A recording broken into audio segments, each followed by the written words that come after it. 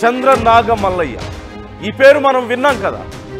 అమెరికాలో ఒక భారతీయుడిని అత్యంత దారుణంగా ఒక వ్యక్తి హత్య చేశాడు. అకారణంగా భార్య కొడుకు చూస్తుండగానే వాళ్ళ కళ్ళ ముందే వెంటపడి కత్తితో పలుసార్లు పొడిచి తల నరికి ఒక డస్ట్బిన్లో పడేసి వెళ్ళాడు. ఆ వ్యక్తి పేరే ఇది. మనందరం విన్నాం జరిగిన స్టోరీ.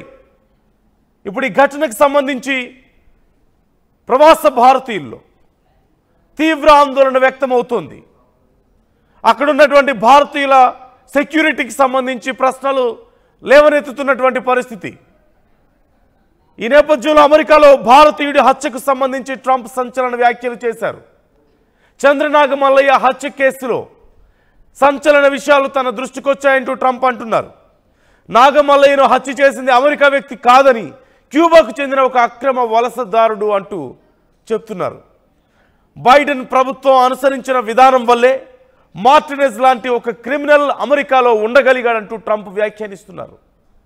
అక్రమ వలసలను ఇక ఏమాత్రం ఉపేక్షించనని, డల్లాస్లో మల్లయ్యకు మంచి పేరుందని, అలాంటి వ్యక్తిని చంపడం దారుణం అంటూ ట్రంప్ అంటున్నారు. తన భార్య కొడుకు చూస్తుండగానే ఈ ఘోరం జరిగిందంటూ ట్రంప్ సైతం ఈ విషయంలో తన బాధను వ్యక్తం చేస్తున్నారు. ఈ నేపథ్యంలో ట్రంప్ ఒక పోస్ట్ కూడా చేశారు.